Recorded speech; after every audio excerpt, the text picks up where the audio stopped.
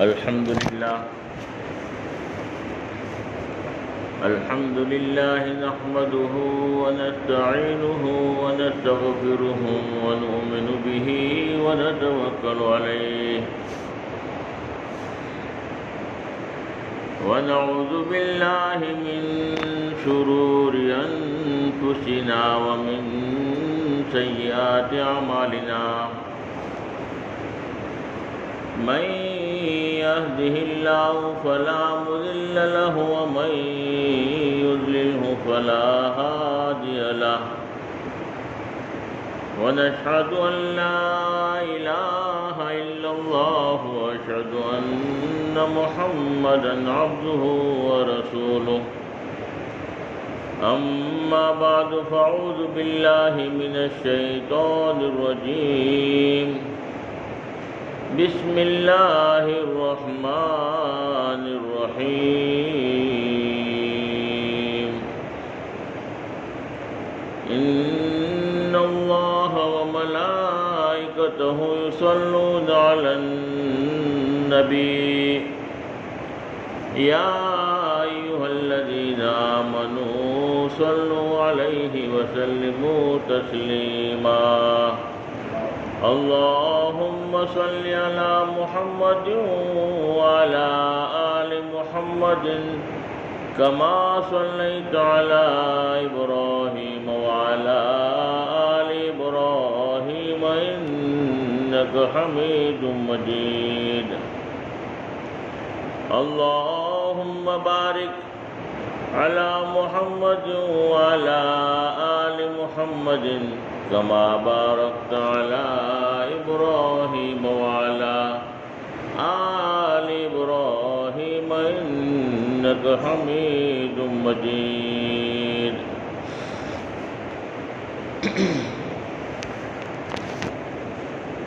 خدا کی یاد دل میں حب ہجرت لے کے آیا ہوں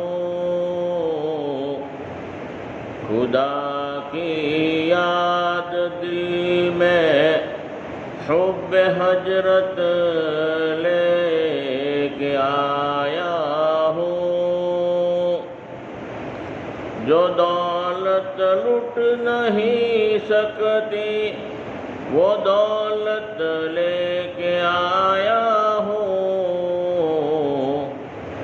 جو دولت لٹ نہیں سکتی وہ دولت لے کے آیا ہوں خدا پوچھے گا محشر میں تو کیا لایا ہے دنیا سے خدا پوچھے گا محشر میں تو کیا لایا ہے دنیا سے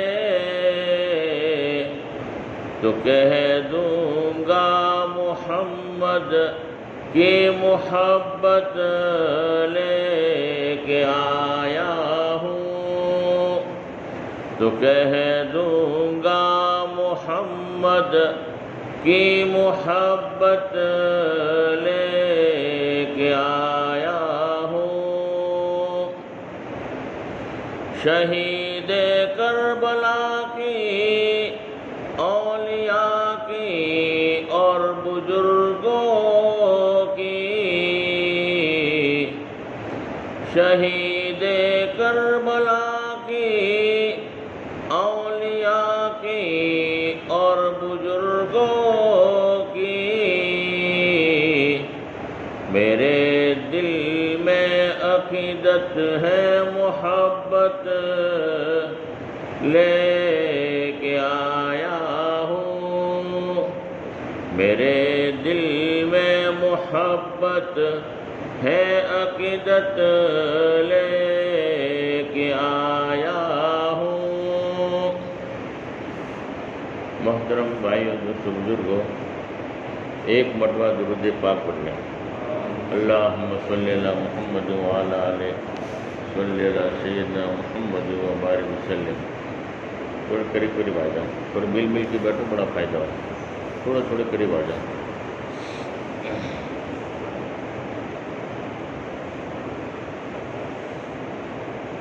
آج ہمارا یہاں جمع ہونا ہے مرحومین کی ایصال ثواب کے لیے۔ جب بھی اللہ کے نبی نے فرمایا، جس کا مفہوم ہے، خلاصہ ہے، جب بھی کسی کے انتقال کی خبر سنو، جب بھی کسی غم کی خبر سنو، تو 2 عمل کرنا چاہیے۔ ایک عمل تو فوری طور پر یہ کرنا چاہیے کہ انا للہ و انا الیہ راجعون آدمی دعا پڑھے، اور دوسرا عمل کہ مرحومین کے لیے ایصال ثواب کریں، مغفرت کی دعا کریں، ان کو کچھ نہ کچھ ثواب پہنچائے۔ یہ ہر ایک ایمان والے کی ذمہ داری ہے۔ جب بھی کسی کی انتقال کی خبر سنو تو انا للہ و انا الیہ راجعون پڑھو، اور دوسرا عمل تو اس کے لیے ایصال ثواب کرو۔ اب ایصال ثواب کرنے کے اندر سب سے بہتر یہ ہے کہ جس وقت جس پوزیشن میں آدمی ہے اس وقت جو بھی کر سکے۔ جیسے اللہ کے نبی کے زمانے میں ایک صحابی اونٹ کے اوپر سوار تھے، تو کسی نے خبر دی کہ ام المومنین یعنی حضور پاک صلی اللہ علیہ وسلم کی بیوی، ان کا انتقال ہو گیا۔ تو انہوں نے کیا عمل کیا؟ سب سے پہلے انا للہ و انا الیہ راجعون پڑھا، اور پھر اپنی سواری پر سے نیچے اترے اور 2 رکعت نماز پڑھی اور ایصال ثواب کیا، اور پھر کہا کہ میں نے وہ عمل کیا جس کا اللہ نے قرآن میں حکم دیا کہ نماز کے ذریعے صبر حاصل کرو، یعنی 2 رکعت نماز پڑھ کے ان کے لیے بخشش کی دعا کرنا، مغفرت کی دعا کرنا۔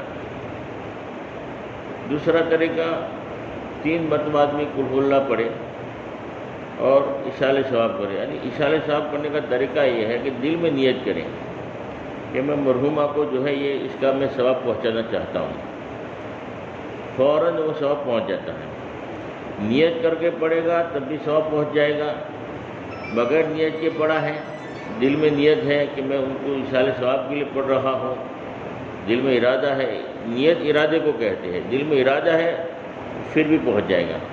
ویسے ہی آدمی نے پڑھ لیا، اس کے بعد نیت کیا کہ میں نے جو قرآن پڑھا، سورہ یاسین پڑھی، قل ہو اللہ پڑھا، تسبیح پڑھی ہے، سبحان اللہ، الحمدللہ، اللہ اکبر، اس کا ثواب میں مرحومہ کو پہنچانا چاہتا ہوں، تو وہ ثواب پہنچ جاتا ہے۔ اللہ تو اس کو ثواب پہنچا دیں۔ ہر لوگ جو ہے قرآن پڑھتے ہیں، بولے ہم نے اتنی قرآن پڑھے، اتنے ذخیرے پورے کیے، اس کا آپ ثواب پہنچا دیں۔ آدمی نیت کرتا ہے، پہنچ جاتا ہے۔ ہاں، اس میں کسی عالم کی ضرورت نہیں ہے، جو عمل کرتا ہے اس کو ثواب ملتا ہے، اور وہی نیت کرے کہ میں اس کو ثواب پہنچانا چاہتا ہوں اور ثواب پہنچانے کے لیے عمل کر رہا ہوں، تو وہ ثواب پہنچ جاتا ہے۔ تو ہمارے لیے بھی جس مقصد کے لیے ہم جمع ہوئے ہیں، تو 2-5 منٹ موقع دیا جاتا ہے کہ سورہ فاتحہ پڑھے، درود شریف پڑھے، آیت الکرسی پڑھے، 3 مرتبہ قل ہو اللہ پڑھے، 4 کل پڑھے، جو بھی آتا ہے پڑھ کے جو ہے پہلے ہم حق ادا کر دیں، مرحوم کو جو ہے وہ پہنچا دیں۔ اچھا، دوسری بات، نیت جو ہے نا، عمل کا دار و مدار نیت پر ہے۔ اب نیت اللہ کے نبی نے فرمایا کہ وسیع کرو، بہت بڑی نیت، کیونکہ اللہ کے خزانے میں کوئی کمی نہیں ہے، اللہ کے خزانے میں کوئی کمی نہیں ہے۔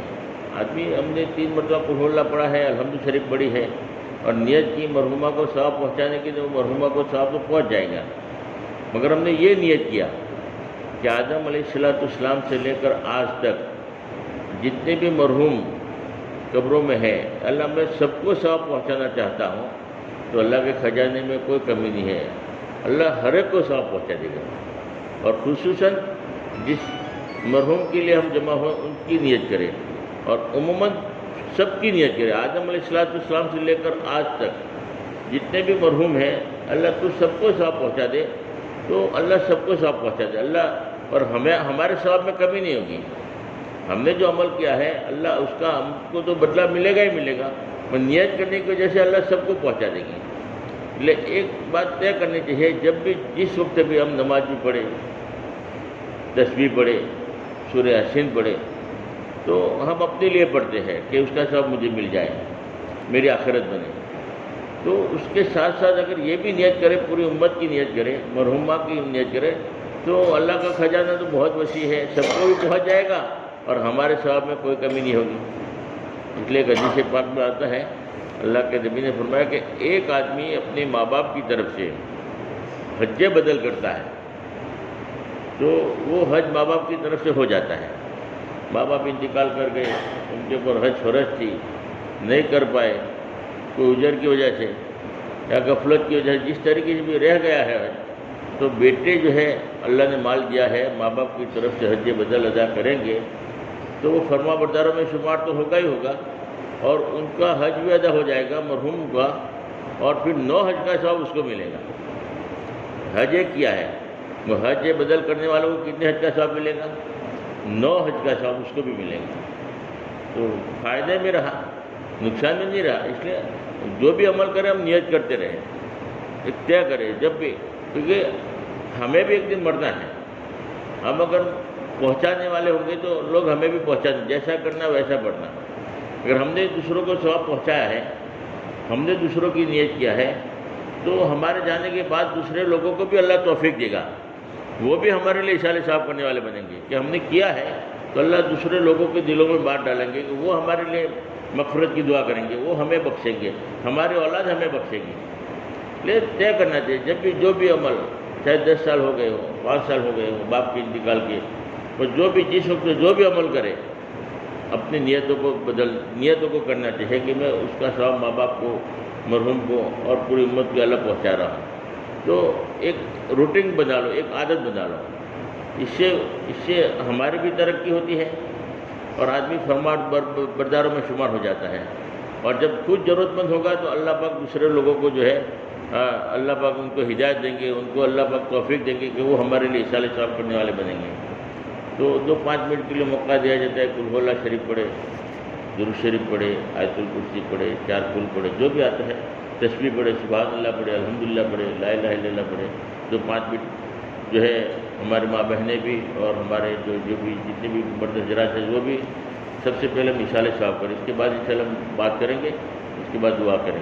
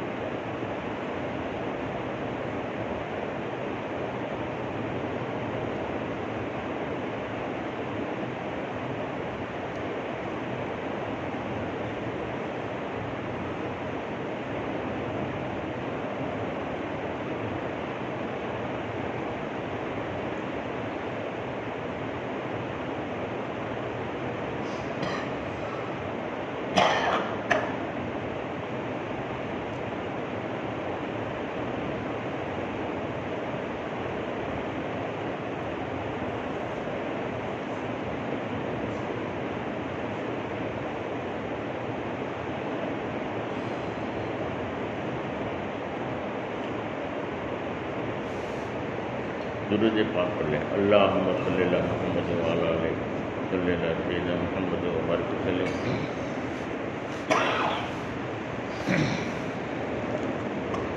سلام اس پر کہ جس نے بے کسوں کی دستگیری کی،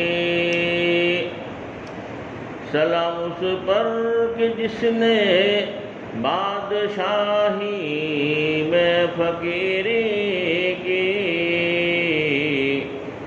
سلام اس پر اسرار محبت جس نے سمجھائے، سلام اس پر کہ جس نے زخم کھا کر پھول برسائے، سلام اس پر کہ جو امت کے لیے راہ تو کو روتے تھے، سلام اس پر کہ جس نے بھوکے پیاسوں کو کبائے دی، سلام اس پر کہ جس نے چاند کے دو ٹکڑے فرمائے، سلام اس پر کہ جس کے حکم سے سورج پلٹ آیا، سلام اس پر کہ جن کا تذکرہ کرنا عبادت ہے، سلام اس پر کہ جن کی زندگی رحمت ہی رحمت ہے۔ ایک منٹ اور درود پاک بولیں، اللہم صلی علی محمد وعلی آلہ صلی علی سیدنا محمد وبارک وسلم۔ موت آہستہ کر یہ بولی، اب چلو ساتھ میرے بھائی، حکم رب سے تمہیں لینے آئی، اب چلو ساتھ میرے بھائی، کیوں مجھے دیکھ کر ڈر گیا تو، ہاں کہ بے چین گھبرا گیا تو، زندگی ختم ہو گئی تمہاری، اب چلو ساتھ میرے بھائی، ٹوٹ جائے گا ہر ایک رشتہ، ساتھ دیں گے نہ بھائی نہ بیٹا، بچھڑ جائے گا تو سب سے ہائی، اب چلو ساتھ میرے بھائی، ساتھ جائے گا نہ مال دولت، تم کو ہو جائے گی اس سے نفرت، ساتھ جائے گی نیکی برائی، اب چلو ساتھ میرے بھائی، جب کہ تیرا جنازہ اٹھے گا، بچے رو رو کر کہیں گے یا اللہ، باپ سے ہو گئی اب جدائی، اب چلو ساتھ میرے بھائی، جا کے مٹی میں سونا پڑے گا، تکیہ بستر مٹی کا ہوگا، کیڑے کھائیں گے لاش تمہاری، اب چلو ساتھ میرے بھائی، موت آہستہ کر یہ بولی، اب چلو ساتھ میرے بھائی۔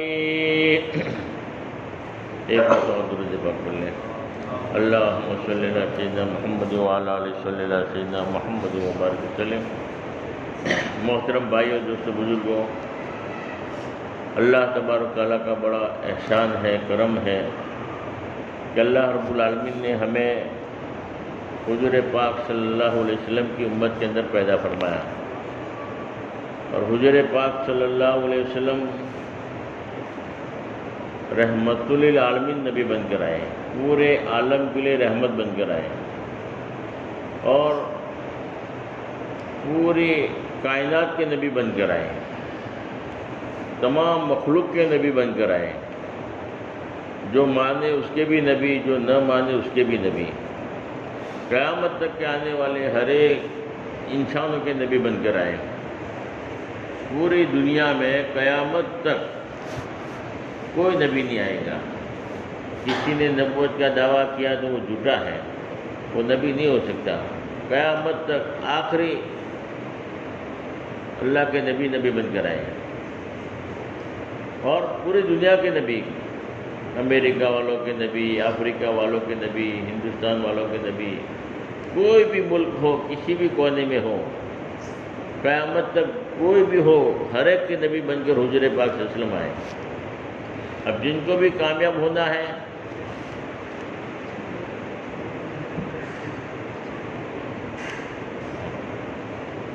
جس کو بھی کامیاب ہونا ہے، حضور پاک صلی اللہ علیہ وسلم کے دامن کو پکڑنا پڑے گا، اللہ کے نبی کی اتباع کرنی پڑے گی، اللہ کے نبی کے راستے پر چلنا پڑے گا، اللہ کے نبی کے کہنے کے مطابق اپنی زندگی گزارنی پڑے گی. وہی آدمی کامیاب ہو سکتا ہے. کامیابی کا دوسرا کوئی راستہ نہیں ہے. نبی والے راستے پر جو چلتا ہے وہ کامیاب ہوتا چلا جاتا ہے. ناکامیابی کے نقشوں میں اللہ کامیاب کر کے دکھائیں گے. اللہ کسی کے محتاج نہیں، رب اللہ ہے، پالنے والے اللہ ہے، روزی دینے والے اللہ ہے. اللہ ہر چیز پر قدرت رکھتا ہے، ہر چیز پر اللہ قادر ہے. جس وقت جو چاہے جیسے چاہے اللہ کر سکتے ہیں. ہمارے کرنے سے، ہمارے کہنے سے، ہماری محنت سے کچھ بھی نہیں ہوتا. جو اللہ چاہتے ہیں وہی ہوتا ہے. آگ میں جلانے کی طاقت ہے. ابراہیم علیہ السلام کو آگ میں ڈالا گیا، اللہ نے نہیں چاہا تو آگ گلے گلزار ہو گئی. اللہ نے آگ کو حکم دے دیا. اللہ رب ہے، اللہ آگ میں جلانے کی طاقت ہے، وہ بجھا سکتے ہیں. اللہ آگ میں راحت بھی دے سکتے ہیں کہ رب اللہ ہے. آگ مخلوق ہے. ابراہیم علیہ السلام کو نقصان پہنچانے کے لیے نمرود نے آگ جلائی. ابراہیم علیہ السلام کو ڈالا بھی، مگر آگ کے اندر ابراہیم علیہ السلام آرام سے ہے، گلے گلزار آگ بن گئے، راحت والی بن گئے کہ رب اللہ ہے.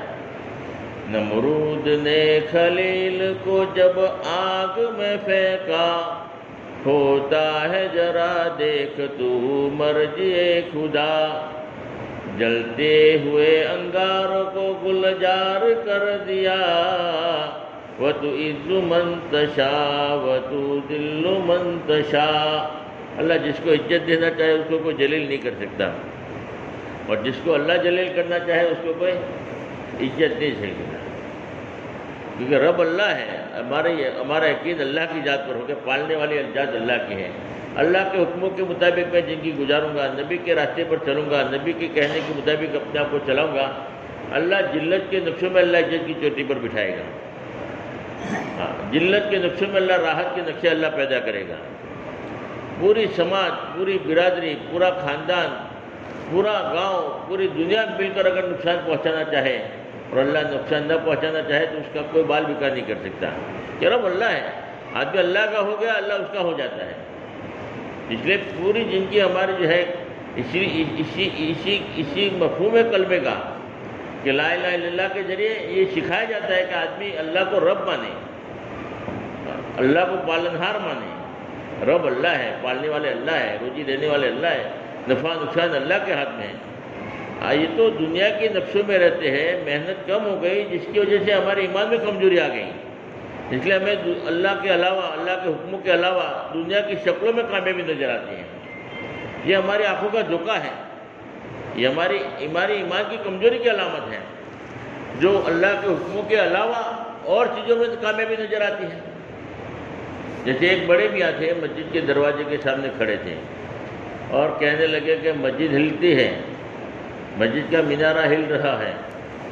تو سمجھدار آدمی کیا کہے گا کہ بڑے میاں مسجد ہلتی نہیں ہے، مسجد کا مینارہ ہلتا نہیں ہے، یہ تو تمہاری آنکھوں کی روشنی کمزور ہو گئی ہے جس کی وجہ سے تمہیں مسجد ہلتی نظر آ رہی ہے.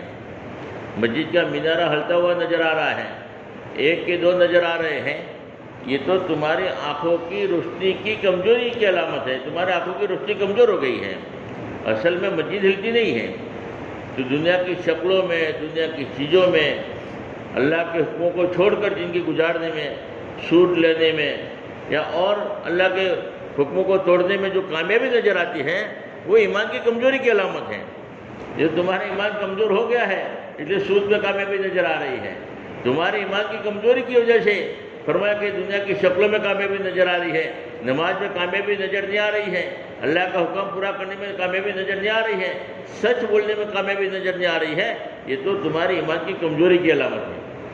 ایمان کمزور ہے جس وجہ سے تمہیں اللہ کے حکموں کو چھوڑنے میں کامیابی نظر آ رہی ہے، ورنہ جب اللہ کے حکموں میں کامیابی نظر آتی تو آدمی کاروبار میں کبھی جھوٹ نہ بولتا، کاروبار میں کبھی دھوکہ نہ دیتا، کبھی اللہ کے حکموں کو توڑتا نہیں، اللہ کے حکموں کے مطابق زندگی گزارتا۔ ہاں، کیونکہ اس کو کامیابی اللہ کے ایمان کی علامت ہے۔ اور جب اللہ کے حکم کو آدمی پورا کرتا ہے تو اللہ اسباب پیدا کرتے ہیں، روزی کے اللہ برکت والی آسانی والی اللہ روزی پیدا کرتے ہیں۔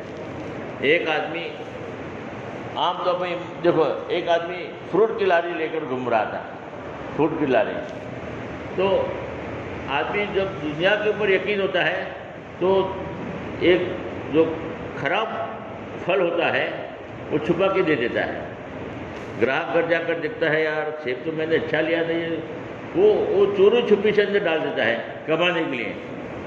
اب وہ چوری چھپی سے ڈال دیا، گھر آ کر وہ کیا کہے گا، یار آدمی کیسا ہے، اس سے مال نہیں لینا چاہیے۔ اب ظاہر میں تو اس کو نفع مل گیا، خراب سیب ڈال کر بھی، خراب فروٹ ڈال کر۔ اب وہ خراب ایک سیب خراب کی وجہ سے وہ 4 آدمی کو کہے گا کہ دیکھو وہ لاری سے مال نہیں لینا۔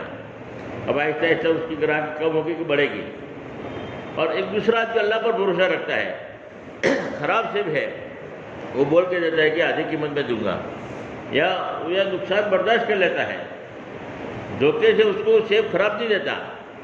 جب وہ سیب لے کر گیا گھر پر، دیکھا سب فریش ہے، تو آہستہ آہستہ وہ کہے گا کہ نہیں اب فروٹ لینا تو وہیں سے لینا۔ وہ بالکل سچا آدمی ایمانداری سے بتا کے دیتا ہے، خراب ہوتا ہے پہلے نکال دیتا ہے، بولتا ہے یہ ڈال دوں آپ کو کم پیسہ۔ اب دوسری مرتبہ 2-4-10 آدمیوں کو کہے گا کہ نہیں فروٹ لینا ہے تو وہ لاری سے لینا، وہ دھوکہ نہیں دے گا۔ اب آہستہ آہستہ بولے ایک سیب اس کا خراب تھا یا جو وہ برداشت تو کر لیا، ظاہر میں نقصان تو ہوا، مگر دوسرے 10 گراہکوں کو کھینچے گا وہ۔ اب وہ لے کر جائیں گے دوسرے 10 گراہکوں، 5 گراہکوں جو بھی ملنے جلنے والے، اللہ اس کی روزی میں اور ترقی دے گا۔ وہ نظر نہیں آتا، اللہ کا حکم پورا کرنے میں کامیابی نظر نہیں آتی، پہلے تو نقصان نظر آتا ہے کہ یار یہ میں نے دے دیا تو فائدہ ہوگا، مگر وہ رکھتا ہے تو دیکھو اللہ کا غیبی نظام بعد میں حرکت میں آتا ہے۔ اب وہ ترقی کرتا رہتا ہے، کرتا ہی رہتا ہے، وہ اس کی دکان ٹھپ ہو جاتی ہے، پہلے تو کما لیا 50-100 روپیہ، بعد میں آہستہ آہستہ ٹھپ ہو جاتی ہے، اس کی عزت گھٹ جاتی ہے، اس کی عزت بھی بڑھ رہی ہے، اس کا دھندا بھی بڑھ رہا ہے، بولے نفع اوسا مل رہا ہے، کم مل رہا ہے، خراب پھل نکلتے وہ پھینک دیتا ہے یا کم میں دے دیتا ہے، ظاہر میں نقصان کر لیتا ہے، مگر آخری اعتبار سے، انجام کے اعتبار سے وہ ترقی کرتا رہتا ہے۔ تو آدمی ایمانداری کے ساتھ، کیوں یقین اللہ کی ذات پر ہوگا تو کبھی جھوٹ نہیں بولے گا، کبھی دھوکہ نہیں دے گا، کبھی آٹومیٹک دیکھو اللہ کا غیبی نظام حرکت میں آئے گا۔ جب یقین ہوگا تو آدمی کرے گا، سود نہیں لے گا، زکوٰۃ صحیح ادا کرے گا، یقین آدمی کو چلاتا ہے۔ جب آدمی کا یقین نہیں ہوگا تو آدمی گڑبڑی کرے گا۔ جیسے ایک آدمی لکڑی کے پیس کر رہا تھا، چھوٹے چھوٹے پیس بناتا ہے، تو ایک آدمی آیا، مالدار آدمی تھا، اس کا بھی کام تھا، اس نے بلایا کہ میرا بھی اتنی لکڑیاں ہے، اس کا تم چھوٹے چھوٹے پیس بناؤ گے؟ کہا ہمارا تو دھندا ہی ہے، ہمارا تو کام ہی ہے، بنائیں گے۔ بولے کتنا پیسہ لوگے؟ تو کہا کہ 1000 روپیہ لگے گا مزدوری۔ تو وہ آدمی تھا مالدار، اس نے کہا کہ دیکھو آپ 1000 روپیہ کہہ رہے ہو، میں آپ کو 1000 نہیں بلکہ 1200 روپیہ دوں گا، 200 روپیہ زیادہ، مگر میرا کام اسپیڈ سے کرو، جلدی کرو، جلدی کرو، آسانی اور اچھا بھی کام کرو۔ آپ کو 1000 نہیں، میں 200 روپیہ اور زیادہ 1200 روپیہ دوں گا۔ وہ 1200 روپئے کا ملنے کا یقین جو ہے آدمی کو مجبور کرتا ہے، آدمی کو مجبور کرتا ہے، جلدی کام پورا کرنا ہے، 1200 روپئے ملے گا۔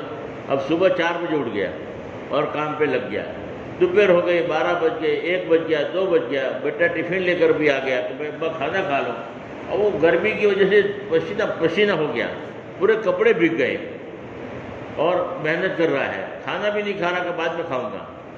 اب وہ اتنا تھک گیا، اتنا دھوپ میں جو محنت کر رہا ہے، اس کو مجبور کون کرتا ہے؟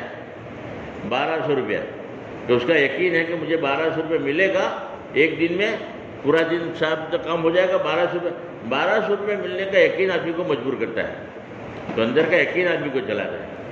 اب ایک آدمی وہاں سے گزرا اس نے کہا کہ بھائی کیا ہوا، یہ کس کا کام کر رہے ہو؟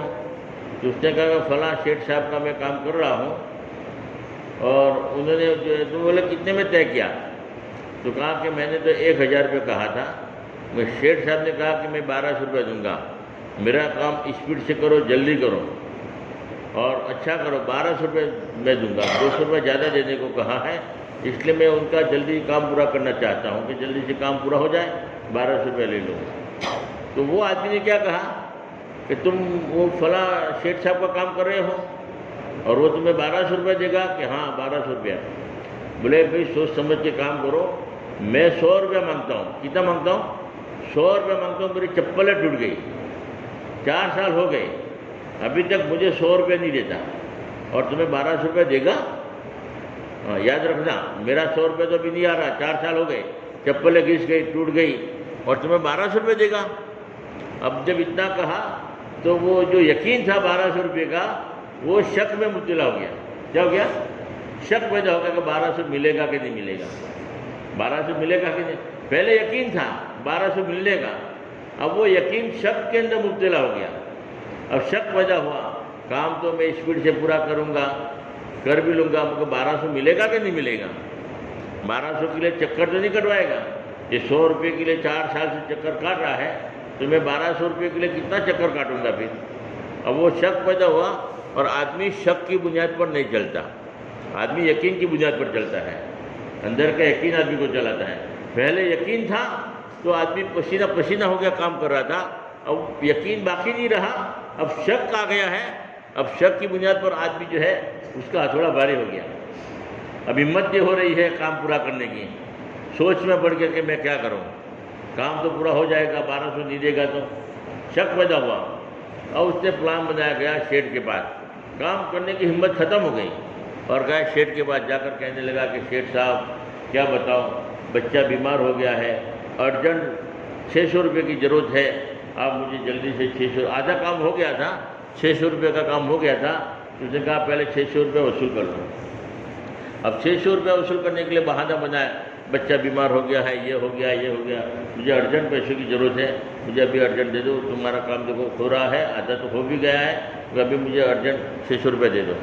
وہ شیخ صاحب نے 600 روپیہ دے دیا، بولے کام جلدی پورا کرو، کیونکہ اب شک پیدا ہوا ہے، ہو سکتا ہے کہ 600 روپے تو دے دیا، بعد میں پورا ہونے کے بعد دیوے یا نہ دیوے، حالانکہ دینے والے تھے، مگر شک آدمی کو نہیں چلا تھا۔ اور وہ 600 لینے کے بعد بھی ہمت نہیں ہو رہی ہے، ارادہ نہیں ہو رہا ہے، پھر شیخ صاحب نے کہا کہ شیخ صاحب ایسا کرو، میں مجبور ہوں، یہ آپ دوسرے سے کروا لینا، میں نے دیکھو 600 کا کام کر لیا ہے، اب میری مجبوری ہے، میرا یہ پرابلم ہے، یہ پرابلم ہے، بہانہ بنا دیا اور کام نہیں۔ بولے شیخ نے کہا کہ 600 کی جگہ 1000 روپے دوں گا، بولے 1000 2000 بھی دو گے تب بھی میرا ہمت نہیں ہو رہی ہے، اب ارادہ ہی نہیں ہو رہا ہے، کیونکہ شک پیدا ہو، شک کی بنیاد پر آدمی نہیں چلتا، تو آدمی کو اندر کا یقین چلاتا ہے۔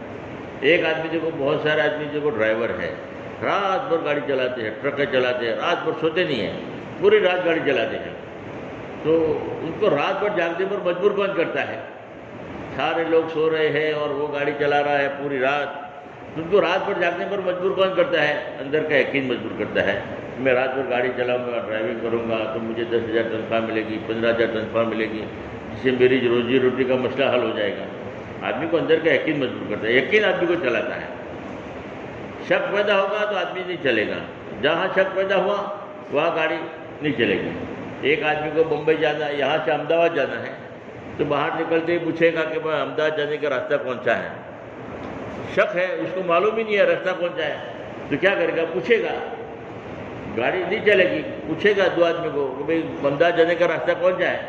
ایک آدمی کو پوچھا، اس نے کہا ایسا لگ رہا ہے یہ راستہ احمدآباد جاتا ہوگا، سر کھجاتے ہوئے، تو بولو گاڑی چلے گی؟ شک ہے، یقین نہیں ہے کہ یہی راستہ احمدآباد جاتا ہوگا، شک کی بنیاد پر آدمی نہیں چلتا۔ دوسرے آدمی کو پوچھے گا بھائی احمدآباد جانے کا راستہ کون سا ہے، دوسرے آدمی کہا کہ سیدھا راستہ احمدآباد جا رہا ہے، کہیں مڑنے کا نہیں ہے، سیدھا احمدآباد جا کے پہنچے گا، اور فوراً گاڑی سٹارٹ ہو جائے گی۔ یقین آ گیا کہ یہی راستہ احمدآباد جا رہا ہے تو گاڑی سٹارٹ ہو جائے گی، چلے گی، 100 کی اسپیڈ میں چلے گی۔ اب جہاں 2 راستے آئے فوراً بریک مارے گا، بورڈ نہیں لگا ہوا، شک پیدا ہوا کہ یہ راستہ جاتا ہوگا کہ یہ راستہ جاتا ہوگا، فوراً بریک مارے کہ گاڑی کھڑی ہو جائے. بہت ساری جگہ ٹرک والے کھڑے ہو جاتے ہیں، پوچھتے ہیں بھائی احمدآباد جانا ہے کون سا راستہ ہے، فلاں جگہ جانا ہے کون سا راستہ ہے. بائک والا آئے گا، رکشہ والا آئے گا، دوسری گاڑی کو کھڑا رکھے گا، پوچھے گا تو وہ کہے گا کہ سیدھا راستہ احمدآباد جا رہا ہے، تو فوراً اسٹارٹ ہو جائے گی گاڑی. تو جہاں شک پیدا ہوا وہاں بریک. جب یقین آ گیا کہ تو فوراً گاڑی اسٹارٹ ہو جائے گی. اس لیے آدمی کو کون چلاتا ہے؟ اندر کا یقین چلا. اللہ کی ذات کا یقین ہوگا تو اللہ کے خوف پر آدمی چلے گا. جہاں شک پیدا ہوگا کہ کام ہوگا کہ نہیں ہوگا، بنے گا کہ نہیں بنے گا، تو فوراً جو ہے آدمی جو ہے نہیں چلے گا، دین پر نہیں چلے گا. دین پر کون چل رہا ہے؟ اندر کا یقین چلاتا ہے. اس لیے محنت کرائی جاتی ہے کہ آدمی کا اندر کا یقین بن جائے. یقین بنتا ہے محنت کے بعد، قربانی کے بعد اندر کا یقین بنتا ہے. بغیر محنت کے آدمی کا یقین نہیں بنتا. صحابہ کرام نے محنت کی تب جا کر اندر کا یقین بنا. تو پھر دریائے دجلہ میں سے بھی پار ہو رہے ہیں. وہاں کون چلا رہا تھا؟ اندر کا یقین چلا رہا تھا کہ نفع نقصان اللہ کے ہاتھ میں ہے، موت حیات اللہ کے ہاتھ میں ہے، جو ہوگا وہی ہوگا مقدر میں. یہ ہمیں نفع نقصان نہیں پہنچا سکتا. سمندر میں اپنے گھوڑے دوڑائے. وہ کون سی طاقت کے اندر کے یقین دکھا؟ اللہ پر اتنا توکل تھا، بھروسہ تھا کہ سمندر ہمیں ڈبونے میں اللہ کی محتاج ہے. ہم اللہ کے کام کے لیے جا رہے ہیں، اللہ کے دین کے کام کے لیے جا رہے ہیں. دریائے دجلہ میں 60,000 کا لشکر سعد بن ابی وقاص رضی اللہ تعالیٰ عنہ لے کے جا رہے ہیں، اپنے گھوڑے سے بھی جا رہے ہیں. مولانا فرمایا کرتے تھے وہ کون سی طاقت تھی جو بغیر راستوں سے گھوڑے سمندر میں چلے؟ وہ اندر کے یقین کی طاقت تھی. ایسا مضبوط یقین بنا ہوا تھا کہ رب اللہ ہے، اللہ کسی کا محتاج نہیں ہے. جنگل میں ایک جماعت صحابہ کرام کی جو ہے راستہ بھٹک گئی، تو سامنے شیر آ گیا. شیر آیا تو کیا کہا کہ نور آ گیا. کون آ گیا؟ نور آ گیا. شیر کو دیکھ کر کہ ہم راستہ بھٹک گئے ہیں، یہ شیر اللہ کے مخلوق ہے، ہم اللہ کے کام کے لیے آئے ہیں، یہ شیر ہماری رہبری کرے گا. اور شیر کو دیکھ کر خوش ہوئے، ڈرے نہیں کہ اب ہماری ختم، اب یہ مارے گا پھاڑ ڈالے گا. نہیں، ہم اللہ کے کام کے لیے آئے ہیں، اللہ ہماری مدد کرے گا، اللہ نے مدد بھیجی ہے. شیر جنگل کا راجا ہے، جنگل کے ہر گلی کا واقف ہے، اور یہ ہمیں جو ہے راستہ نکالے گا. اور شیر نے راستہ دکھایا. تو یہ اندر کی طاقت ہوتی ہے ایمان کی جو آدمی کو چلاتی ہے. آج ہم نے دنیا کے پیچھے محنت کرتے کرتے کرتے دنیا کی شکلوں کا، دنیا کی چیزوں کا یقین دل میں آ گیا. جہاں جو ہوتا ہوا نظر آتا ہے اسی پر یقین جم گیا. ایک مثال دیتا ہوں تاکہ بات سمجھ میں آئے. آج ہر آدمی کیا کہتا ہے؟ آنکھوں سے ہم دیکھتے ہیں. کیسے دیکھتے ہیں؟ کیونکہ ہم نے دنیا میں دیکھا کہ آنکھوں سے دکھائی دے رہا ہے، تو اندر کا یقین کیا بن گیا کہ آنکھوں سے دکھ رہا ہے. زبان سے آدمی بولتا ہے، ہاتھ آدمی کے حرکت کرتے ہیں، پکڑتا ہے، ہاتھ سے کام کرتا ہے، پیر آدمی کے چلتے ہیں. تو زبان کا بھی بول یہ ہے، یقین بھی یہی ہے کہ آنکھوں سے دکھتا ہے، زبان بولتی ہے، ہاتھ حرکت کرتے ہیں. مگر یہ دھوکہ موت کے وقت کھل جاتا ہے. جب آدمی کا انتقال ہو جاتا ہے تو اس کی آنکھیں موجود ہوتی ہیں. آنکھیں موجود ہوتی ہے. بولے تم دنیا میں تو یہ کہتے آئے ہو کہ آنکھوں سے دکھتا ہے، آنکھیں تو موجود ہے، دکھتی کیوں نہیں ہے؟ او ہو، ہم دھوکے میں تھے. آنکھوں سے نہیں دکھتا تھا، ایک اللہ کا غیبی نظام حرکت میں تھا، ایک اللہ کا امر کام کر رہا تھا، اس لیے آنکھوں سے دکھائی دے رہا تھا. آج جو ہم دیکھ رہے ہیں کہ آنکھوں سے دکھائی دے رہا ہے، یہ تم دھوکے میں پڑے ہوئے ہیں. ورنہ جب آدمی کا انتقال ہو جاتا ہے آنکھیں موجود ہے. اگر آنکھوں سے دکھائی دیتا تو آج بھی دکھتا. زبان بولتی تو زبان تو موجود ہے، بولتی کیوں نہیں ہے؟ بولے ہم دھوکے میں تھے، زبان نہیں بولتی تھی. وہ کون بولتا تھا؟ اللہ کے امر کام کر رہا تھا، روح کام کر رہی تھی، اس کی وجہ سے زبان بول رہی تھی، آنکھیں دیکھ رہی تھی، ہاتھ حرکت کرتے تھے، پیر حرکت کرتے تھے. یہ تو ہم دھوکے میں تھے. جو دنیا میں جو ہمارے زبان کے بول تھے یہ تو ہم غلط فہمی میں تھے. یہ تو زبان نہیں بولتی تھی، بولتے کہ اللہ کا امر، روح تھی بدن میں، اس لیے زبان سے بول بھی رہے تھے، آنکھوں سے دیکھ بھی رہے تھے. ویسے آدمی کا زبان کا بولے کاروبار سے روزی مل رہی ہے. کاروبار سے روزی نہیں ملتی، بلکہ کاروبار میں روزی دینے والی ایک اللہ کی ذات ہے. بہت سارے کاروبار میں اگر کامیابی ہوتی ہے، اگر روزی ملتی تو جتنے بھی کاروبار کرتے ہیں سب کو روزی ملتی. بہت سارے قرض دار بھی ہو جاتے ہیں، بہت سارے کنگال ہو جاتے ہیں کاروبار کرتے کرتے، محنت کرتے کرتے. معاملہ اللہ کے ہاتھ میں ہے. معاملہ کس کے ہاتھ میں ہے؟ اللہ جو چاہتا ہے جس وقت مسئلہ اللہ کا ہے. یقین آدمی کا بنتا ہے قربانی کے بعد. محنت کے بعد آدمی کا یقین بنتا ہے، آدمی کو حق سمجھ میں آتا ہے۔ پہلے آدمی ناحق کو بھی حق سمجھتا ہے کیونکہ اندر کا یقین کمزور ہے، ناحق کو بھی آدمی حق سمجھتا ہے۔ ایک آدمی جماعت میں گیا 40 دن، 15 دن ہو گئے روزے لگا تعلیم میں۔ امیر صاحب نے کہا بھائی کیوں رو رہے ہو؟ بیوی یاد آ گئی، بچے یاد آ گئے، کیا ہوا کیوں رو رہے ہو؟ اس نے کہا کہ امیر صاحب میں کیا بتاؤں، 15 سال ہو گئے۔ کتنے سال ہو گئے؟ 15 سال ہو گئے، میں نے میری باپ کی شکل نہیں دیکھی، میں نے میری ماں کی شکل نہیں دیکھی۔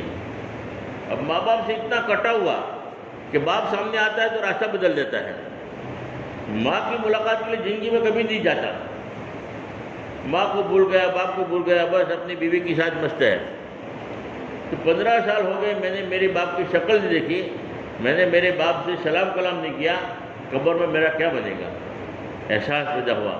محنت کے بعد آدمی کا اندر کا یقین بنا کہ میں غلط کر رہا تھا، میں جو سوچ رہا تھا، میں نے باپ سے قطع تعلق کیا، میں نے غلط کیا۔ پہلے سمجھ میں نہیں آ رہا تھا کہ میں غلط کر رہا ہوں، پہلے صحیح سمجھ رہا تھا، اب احساس پیدا ہوا، محنت ہوئی تو احساس پیدا ہوا، رو رہا ہے۔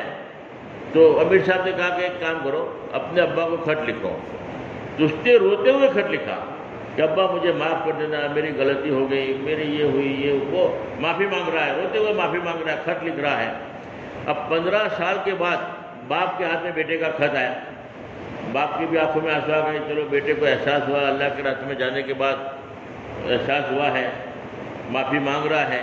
اب باپ کے دل میں تو بیٹے کی محبت ہوتی ہے غیر محسوس طریقے سے، اب وہ محبت ابھر آئی، باپ نے بھی خط لکھا کہ بیٹا میں نے تجھے معاف کر دیا، آج تک جو بھی ہوا، جو بھی کیا، میں نے سب معاف کر دیا۔ اب ماں باپ نے بھی معاف کر دیا۔ اب وہ خط وہاں پہنچا، اب وہ 40 دن لگا کر جب گھر آیا ہے تو سیدھا باپ کے پاس، ماں کے پاس، جو 15 سال کے بعد آیا اور رو رہا ہے، گلے لگا کر ہچکیاں لے کے رو رہا ہے کہ مجھے معاف کر دو۔ 15 سال کا توڑ اللہ نے 15 دن میں جوڑ دیا۔ کیوں؟ احساس پیدا ہوا، اللہ کے راستے میں جانے کے بعد اندر کا یقین بنا۔ محنت کے بعد یقین بنتا ہے، آدمی کو حق سمجھ میں آتا ہے، پہلے سمجھ میں نہیں آتا، اس لیے اللہ کے راستے میں لوگوں کو نکالا جاتا ہے تاکہ اندر کا یقین بنے۔ آدمی محنت کرتا ہے، قربانی دیتا ہے، اور کیسے کیسے لوگ ہدایت پر آ گئے اور کیسے کیسے لوگ گمراہ تھے، اللہ نے ہدایت دیا۔ ایک جگہ جماعت گشت کر رہی تھی تو ایک بوڑھی عورت تھی، بہت بوڑھی عورت تھی، تو وہ دعائیں دینے لگی کہ اللہ جماعت والوں کا بھلا کرے، اللہ تبلیغ والوں کا بھلا کرے، اللہ پاک ان کو جنت کے اندر اعلیٰ مقام دے، یہ دے، بہت دعائیں دے رہی تھی۔ تو وہ جماعت والوں نے پوچھا کہ بوڑھی عورت کون ہے کہ اتنی زیادہ جماعت والوں کو دعا دے رہی ہے؟ تو کہا کہ یہ جو بوڑھی عورت ہے اس کا ایک نوجوان لڑکا تھا۔ کون تھا؟ نوجوان لڑکا تھا، اور پورے محلے میں، پورے گاؤں میں ایسا بدماش تھا، بڑا ظالم تھا، پورے گاؤں میں اس کی لوگ تنگ تھے اس سے۔ بیوی بھی بیچاری تنگ تھی، بیوی کے اوپر بڑا ظلم کرتا تھا، مارتا تھا، پیٹتا تھا۔ ماں بھی بیچاری تنگ تھی، ماں کو لکڑی سے مارتا تھا۔ ایسا ظالم، بہت بڑا ظالم کہ ماں کو لکڑی سے مارتا ہو، اس سے بڑا ظالم کون ہو سکتا ہے؟ اب وہ جماعت میں گیا 3 دن کے لیے، اللہ نے ہدایت دیا، چلا 4 مہینے لگا کر آیا۔ وہ جب سے 4 مہینے لگا کر آیا ہے بالکل نرم ہو گیا، پابند ہو گیا نماز کا بھی، فجر کی نماز میں جاتا ہے، لوگوں کو اٹھاتا ہوا جاتا ہے، اور رات کو اپنی ماں کے پیر دباتا ہے۔ جو ماں کو لکڑی سے مارتا تھا وہی لڑکا آج ماں کے پیر دبا رہا ہے۔ ماں بڑی راضی ہوتی ہے، بڑی خوش ہو جاتی ہے کہ اللہ نے میرے بیٹے کو جماعت والوں کی برکت سے ہدایت ملی ہے، اللہ جماعت والوں کا خوب بھلا کرے۔ اس کو بہت دعائیں دے رہی تھی۔ احساس پیدا ہوا کہ بھائی میرے بیٹے کو ہدایت ملی ہے، یہ جماعت والوں کی برکت سے ملی ہے۔ جماعت میں گیا تو وہ سدھر کر آیا، جو مجھے لکڑی سے مارتا تھا آج میرے پیر دبا رہا ہے۔ احساس پیدا ہوا، اور وہ دعائیں دے رہی ہے۔ کام ایسا کرو کہ لوگ دعائیں دیں۔ ہم حیدرآباد میں جماعت میں گئے تھے تو وہاں کہہ رہے تھے کہ ایک عورت، اس کا باپ شوہر کا انتقال ہو گیا تھا، ایک ہی لڑکا تھا اور وہ آزاد ہو گیا تھا، اور اتنا آزاد ہو گیا تھا کہ وہ رکشہ میں باندھ کر، اپنے لڑکے کو رکشہ میں باندھ کر وہ عورت آئی مرکز ملے پلی مسجد، اور کہا کہ جماعت والے اندر مسجد میں کوئی، تو وہاں کے ذمہ دار ساتھی تھے تو ان کو بلایا۔ بلانے کے بعد کہا کہ یہ میرا لڑکا ہے، روزانہ مجھے 100-200 روپے مانگتا ہے، اگر میں نہیں دیتی تو چھری دکھاتا ہے۔ کیا دکھاتا ہے؟ چھری دکھاتا ہے، مجھے مارنے کی دھمکی دیتا ہے، میں مجبور ہو کے مجھے دینا پڑتا ہے، اور ایک ہی لڑکا ہے، اس کے باپ کا انتقال ہو گیا۔ اب میں نے سنا ہے لوگوں نے یوں کہا ہے کہ اس کو جماعت میں بھیجو گے تو سدھر جائے گا، اس لیے تم اس کو لے جاؤ جماعت میں، اور جو بھی خرچہ ہو میں دینے کے لیے تیار ہوں، مگر اس کو جماعت میں لے جاؤ۔ تو کہا کہ مری ہوئی مرغی اللہ کے نام پر، اب وہ کسی کام کا نہیں رہا، بولے جماعت کے حوالے۔ اب وہ اس کو سمجھا بجھا کر مسجد میں لے گئے، تو لوگوں کا اندر کا یقین بن گیا کہ یار اللہ کے راستے میں بھیجیں گے تو ہی یہ آدمی جو ہے صحیح راستے پر آ سکتا ہے، اور اللہ نے ایسے ایسے لوگوں کو ہدایت دی جن کے بارے میں ہم کو گمان بھی نہیں ہوتا۔ اس لیے یہ محنت کے بعد اندر کا یقین بنتا ہے تو آدمی کی زندگی صحیح ہو جاتی ہے۔ آدمی شرابی کبابی ماشاءاللہ تہجد گزار بن گئے، شرابی کبابی تہجد گزار بن گئے، آج ایسے نمونے ہیں دنیا میں۔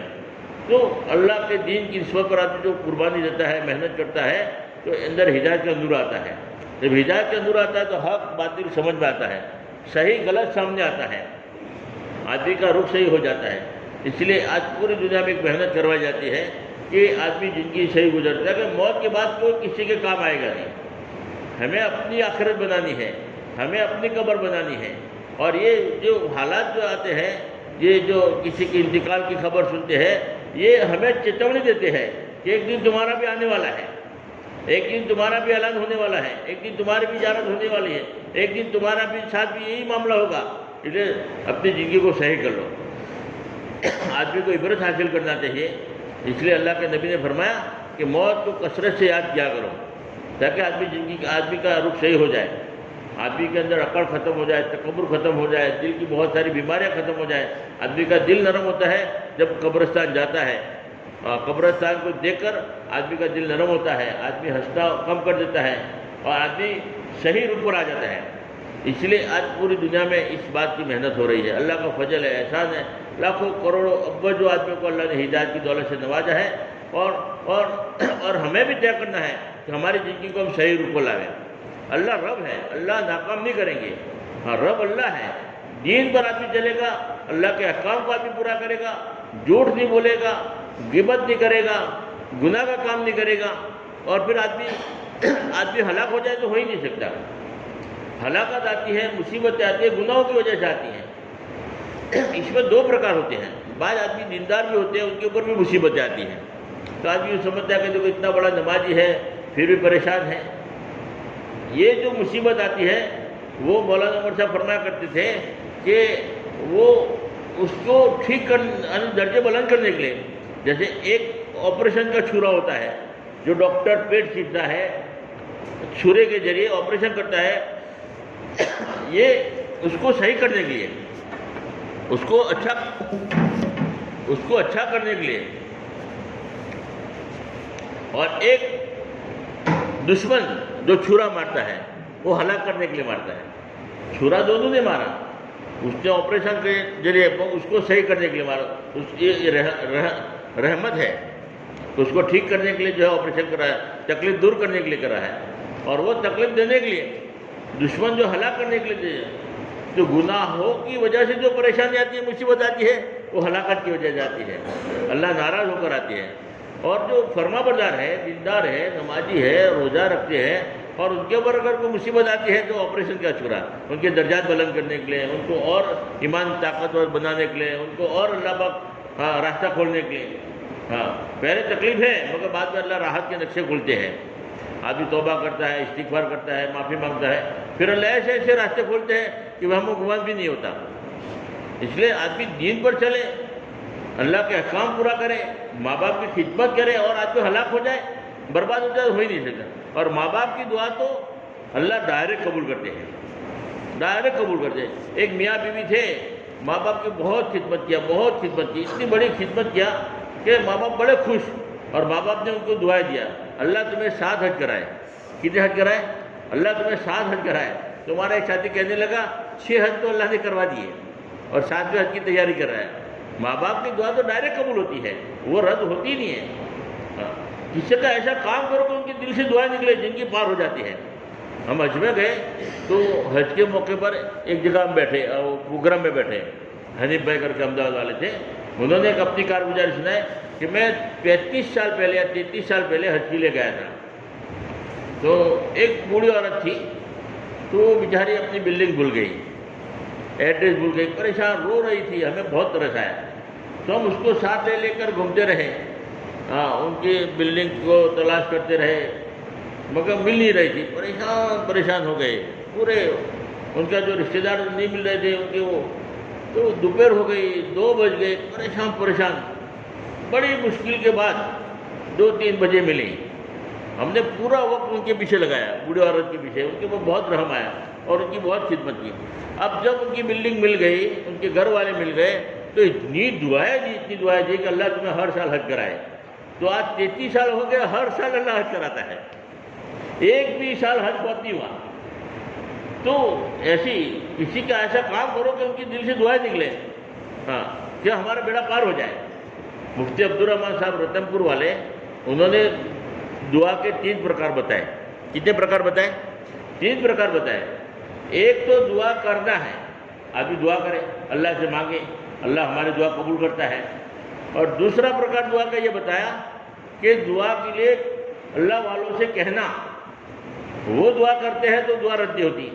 جیسے کوئی آدمی حج کے لیے جاتا ہے تو اللہ کے نبی کا فرمان ہے، اللہ کے نبی نے کہا کہ جو حج میں جا رہا ہے ان کو دعا کے لیے کہو، ان کی دعا رد نہیں ہوتی۔ اور حاجی جس کے لیے دعا کرتا ہے اس کی مغفرت ہو جاتی ہے، اس کا کام بن جاتا ہے، اس کے حق میں اللہ دعا قبول کرتے ہیں۔ تو حاجی کو دعا کے لیے لوگ کہتے ہیں۔ نیک بندوں کو دعا کے لیے کہنا، جو عالم ہے، حافظ ہے، یا کوئی اللہ کے راستے میں جاتا ہے تو لوگ کہتے ہیں کہ ہمارے لیے دعا کرنا، کہ اللہ کے راستے میں نکلنے والوں کی دعا رد نہیں ہوتی، اب ہمارے لیے دعا کرنا، ان کی دعائیں قبول ہوتی ہے، رد نہیں ہوتی، اللہ پاک رد نہیں کرتے۔ تو حکم ہے کہ نیک بندوں کو دعا کے لیے کہو۔ ایک تو خود دعا کرو، دوسرا حکم کیا ہے کہ دعا کے لیے کہو، اور تیسرا طریقہ یہ ہے کہ دعائیں لینا۔ کام ایسا کرو کہ کوئی دعا دے رہا ہو، دعائیں لینا یہ اصل ہے۔ دعا ہر ایک کی لو۔ ایک عورت نے کتے کی دعا لیا۔ کس کی دعا لیا؟ کتا پیاسا تھا، تڑپ رہا تھا، مرنے کے قریب تھا، تو وہ کتے کو پانی پلایا۔ پیاس کی شدت کے اندر، ضرورت کے موقع پر وہ کتے کی جو ہے جان بچ گئی، تو کتے نے دعا دی، کتے کے دل سے آنکھ نکلے، تو اللہ تو دیکھ رہا ہے، تو اللہ نے اس کے اوپر رحم کر دیا، اس کی سارے گناہوں کو اللہ نے معاف کر دیا۔ ایک بزرگ کا انتقال ہو گیا، پوچھا کہ تم نے تو اتنی ساری کتابیں لکھی اور اتنا دین کا کام کیا، تو تمہاری تو بخشش ہو ہی گئی، تمہاری تو مغفرت ہو ہی گئی ہوگی۔ بولے سارے اعمال تو ایک طرف رہ گئے، ایک عمل اللہ نے قبول کیا ہے جس کی وجہ سے میری مغفرت ہوئی ہے۔ بولے ایسا کون سا عمل قبول کیا؟ کتنا بڑا؟ کہ میں جب کتابیں لکھ رہا تھا، پہلے قلم جو تھی لکڑی کی ہوتی تھی، سائے میں ڈبو کر لکھتے تھے لوگ، تو وہ ڈبو کر لکھتے تھے تو سائے کا ٹپکا گر گیا بڑا، تو وہ جب سائے گری تو ایک مچھر آ کے بیٹھ گیا، مچھر سائے پینے کے لیے بیٹھ گئے، تو وہ بزرگ کہنے لگے کہ میں نے قلم کو ویسے ہی رکھا، ہلایا نہیں، میں نے کہ اگر ہلاؤں گا تو مچھر پیاسا اٹھ جائے گا، تو میں نے حرکت بند کر دی تاکہ مچھر جو ہے اپنی پیاس بجھا لے، سائے پی لے، اس کی پیاس بجھ جائے۔ بس اللہ کے لیے عمل کیا، اللہ کو یہی عمل پسند آ گیا۔ کتنا ہم مار دیتے ہیں کہنے کا یعنی ایک مچھر کو خالی سائے پلانے کی وجہ سے اپنا قلم تھوڑی دیر کے لیے رکا ہے، بس یہ عمل اللہ کو پسند آ گیا۔ تو اللہ نکتہ نواز ہے، ایسا کوئی عمل کرو کہ کسی کے دل سے دعائیں نکلے۔ ایک جیسے کتے کی دعا مل گئی تو وہ عورت کی بخشش ہو گئی، ویسے دعائیں کافر کی بھی ملتی ہے، کوئی بھی کافر بھی کیوں نہ ہو، اگر ضرورت کے موقع پر تم نے ان کی مدد کی، ان کو راستہ بتا دیا، ان کی مصیبت دور کر دی، تو وہ دعائیں دیتی ہے۔ دعائیں کافر کی بھی ملتی ہے۔ ماں باپ کی تم نے ایسی خدمت کی کہ انہوں نے دعا دی، پڑوسی کی ایسی دعا دی، ایسی خدمت کیا، ایسا کام کیا کہ وہ دل سے دعائیں تمہارا اللہ بھلا کرے، بس بھلا ہو جاتا ہے۔ کسی کی ہائے مت لو، بد دعا مت لو۔ ایک عورت دیندار تھی، بڑی دیندار تھی، نیک تھی، اس نے اپنی بلی کو باندھ کے رکھا، اب بھوکا پیاسا تڑپا تڑپا کر بلی مر گئی، کھانا نہیں لیا۔ اللہ کے نبی نے فرمایا میں نے جہنم میں دیکھا، ایک بلی کی ہائے لگ گئی، ایک بلی کے اوپر ظلم کیا تو اللہ نے جو ہے برباد کر دیا، ساری عبادتیں ختم۔ تو ایک تو دعائیں لینا، کام ایسا کرو کہ لوگ دعائیں دے رہے ہوں۔ جیسے جماعت والوں نے اس کی تشکیل کر کے جماعت میں نکالا تو وہ بوڑھی عورت دعائیں دے رہی ہے، کہ اللہ تمہارا بھلا کرے کہ تم نے سمجھا بجھا کر ایسا کام کرو کہ لوگ دعائیں دے رہے ہوں. ایسا کوئی مصیبت میں ہے، پریشانی میں، ہمیں خوش نہیں ہونا چاہیے، بلکہ ان کی مصیبت میں جو ہے ان کا غم دور کرنا چاہیے. ہاں، ان کو تسلی دینی چاہیے.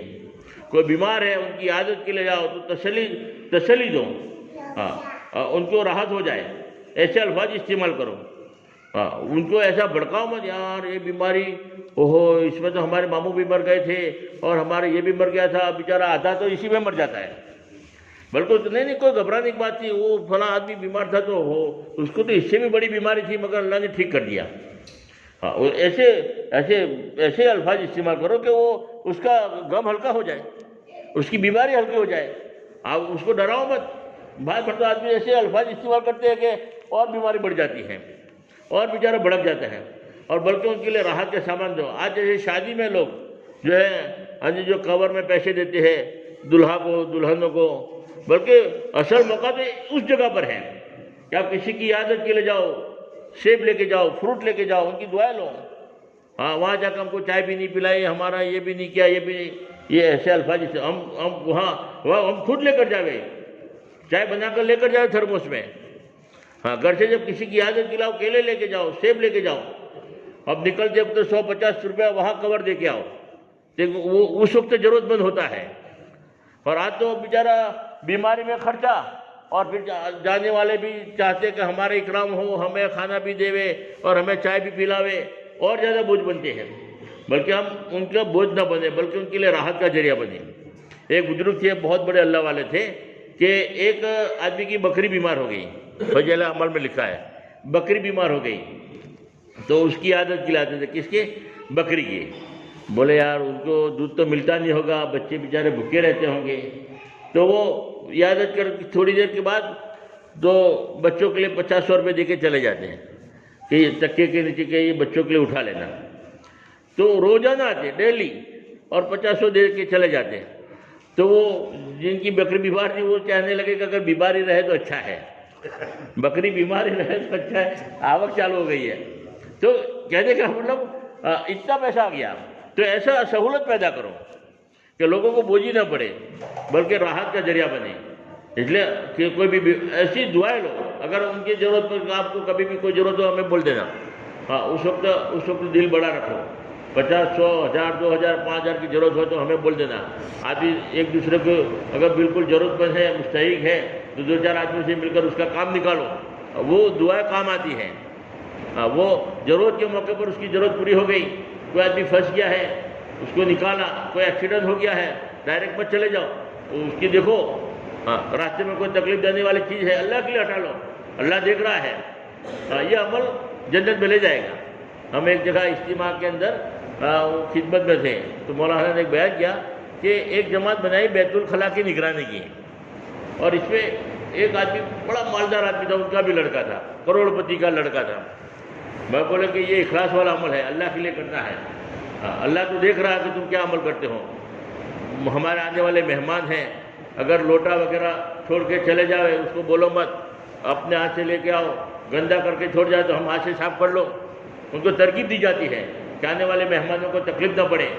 پانی ختم ہو جائے چالو رکھو، یہ سب کیچڑ ہو جائے تو وہاں مٹی ڈال دو، یعنی مہمانوں کو تکلیف نہ پڑے. اس لیے ان کو سمجھایا جاتا ہے. بولو اس کے لیے کون تیار ہے؟ تو ایک جماعت ہوتی ہے 8-10 آدمی کی تیار ہو جاتی ہے. اس میں ایک بڑا مالدار آدمی بھی تھا، بچہ بھی، میں بھی ایک کام کروں گا، اللہ کے لیے کرنا ہے. اس میں 100% اخلاص ہے. اب سمجھ میں آ گئی مولانا کی بات. تو اس نے طے کیا کہ مجھے خدمت کرنا ہے اللہ کے مہمانوں کی. تو وہاں نگرانی میں تھا تو ایک آدمی بیت الخلاء کر کے باہر آیا. پوچھا بھائی، روتا ہوا، چہرہ اترا ہوا، ایک دم رونے کی شکل. پھر کیا ہوا؟ بولے یار میرا موبائل گر گیا. کیا کہہ رہا ہے؟ میرا موبائل گر گیا. اس نے کہا کہ بیٹھو.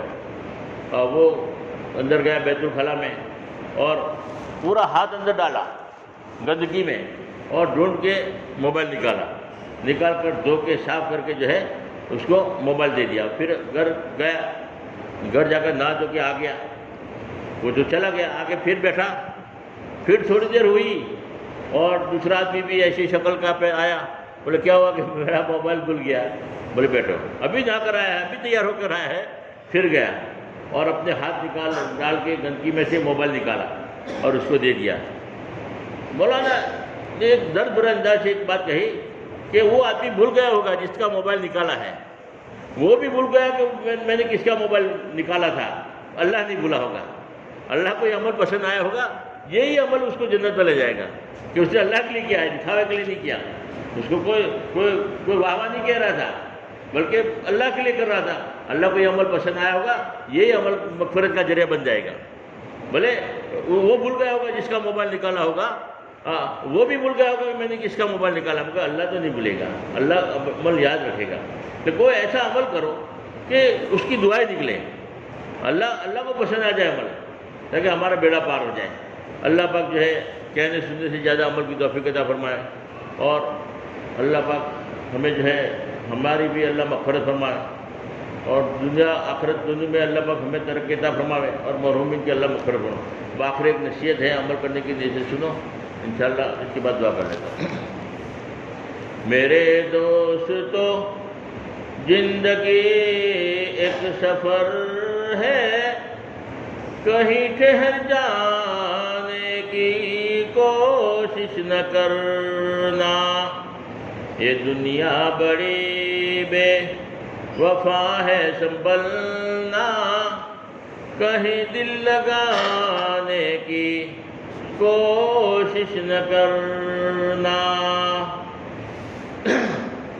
یہی یاد رکھنا ہے نصیحت ہماری، لو اب الوداع الوداع ہے ہماری، اگر دل میں عشق محمد نہیں ہے تو کعبہ کو جانے کی کوشش نہ کرنا، اگر دل میں عشق محمد نہیں ہے تو مدینہ کو جانے کی کوشش نہ کرنا، یہی یاد رکھنا ہے نصیحت ہماری، لو اب الوداع الوداع ہے ہماری،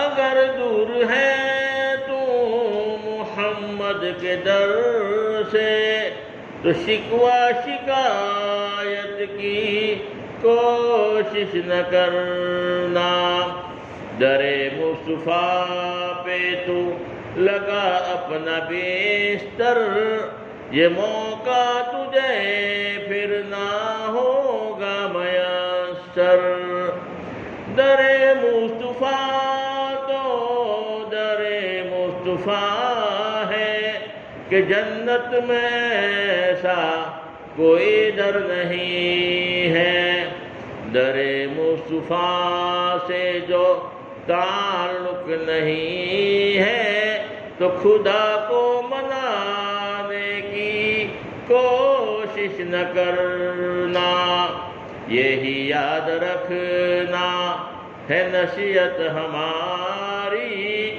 لو اب الوداع الوداع ہے ہماری،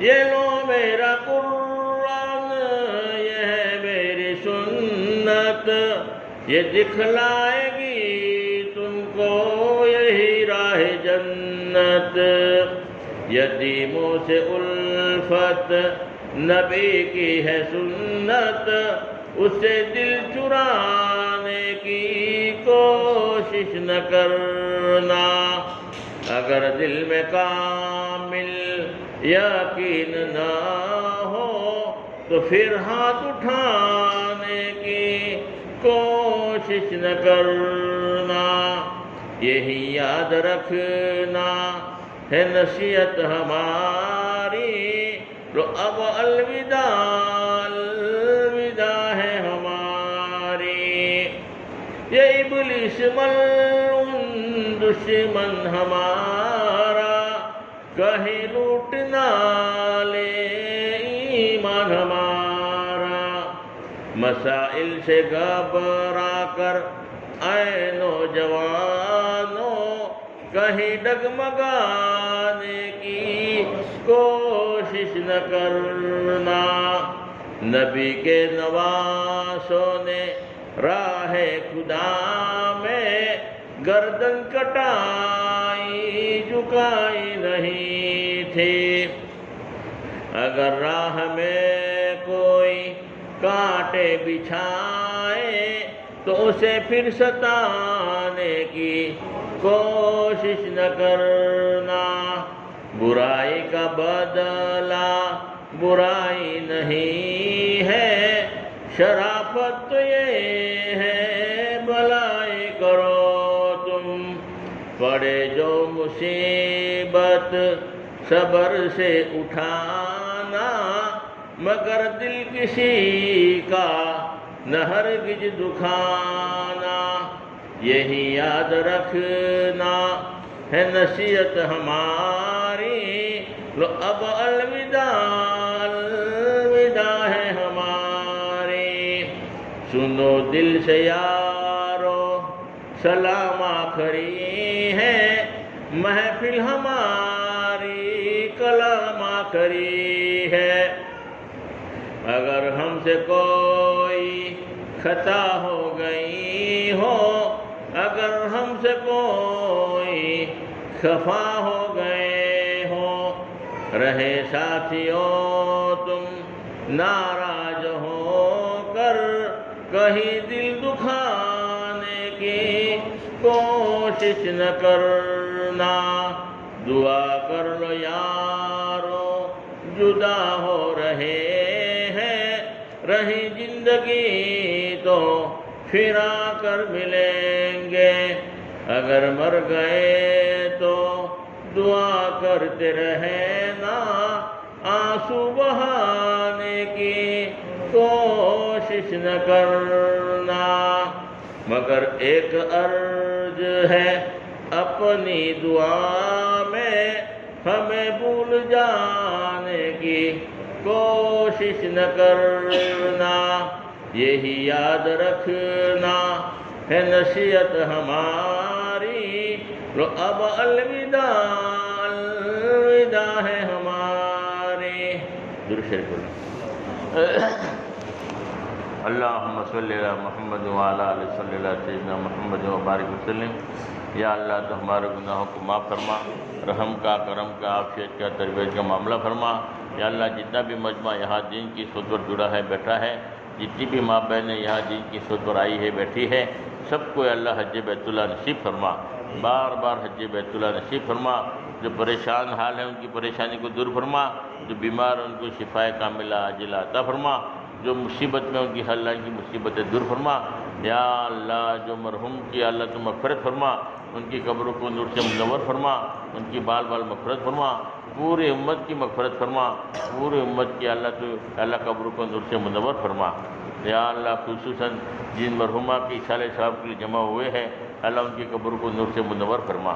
یا اللہ ان کی بال بال مغفرت فرما، ان کے گھر والوں کو صبر جمیل عطا فرما۔ یا اللہ ہمیں دعا مانگنا بھی نہیں آتا، جو مانگا وہ بھی عطا فرما، مانگنے سے رہ گیا اپنی شان عطا فرما۔ حضور پاک صلی اللہ علیہ وسلم نے جتنی خیر کی لائن کی دعائیں مانگی ہے ان میں ہمارا بھرپور حصہ عطا فرما۔ جن سرور سے پناہ چاہی ہے ان سب سے ہماری حفاظت فرما، ہماری دعاؤں کو اپنے فضل و کرم سے قبول فرما۔ حضور پاک صلی اللہ علیہ وسلم کے سچ کے دفن قبول فرما۔ جزا اللہ ون محمد صلی اللہ علیہ وسلم۔ سبحان ربک رب العزت عما یصفون وسلام علی المرسلین والحمد للہ رب العالمین برحمتک یا ارحم الراحمین۔ بولے اب بولے گا نجم